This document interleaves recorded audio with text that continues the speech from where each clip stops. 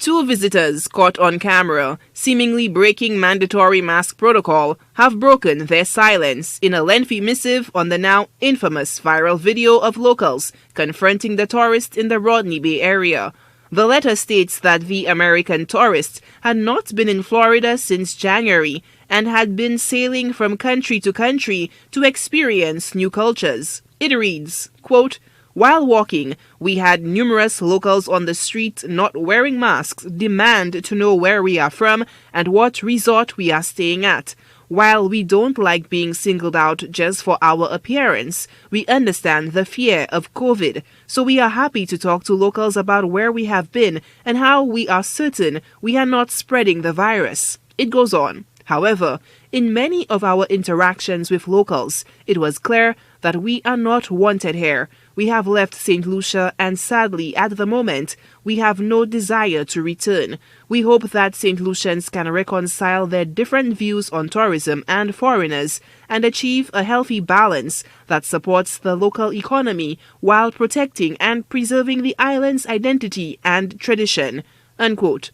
PS in the Ministry of Tourism, Donaline Vite, says the incident should serve as a reminder to nationals of the importance of abiding by protocols.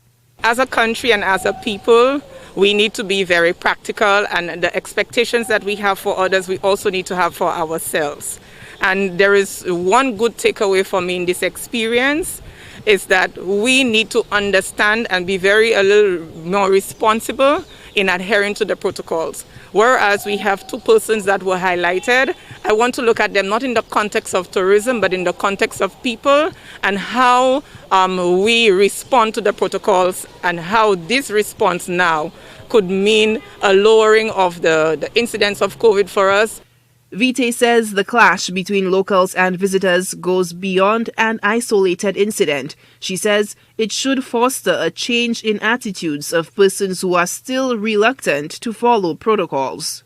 Not just for tourism, but as a nation and as a people, how will we respond and how we protect St. Lucia for all of us? The Prime Minister also added his voice to the conversation, stressing the importance of maintaining tourism as the lifeline to economic recovery for the island.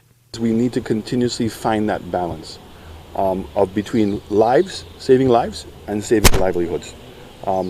Tourism, we've shown that even in the midst of this pandemic, that we can have our borders open and we can get people to come here. And here we're an example of two people that followed the proper protocols to come to Saint Lucia.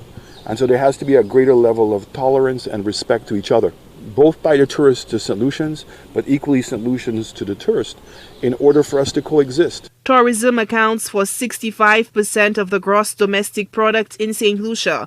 The World Health Organization cautions against blaming and shaming certain groups of people during the coronavirus pandemic.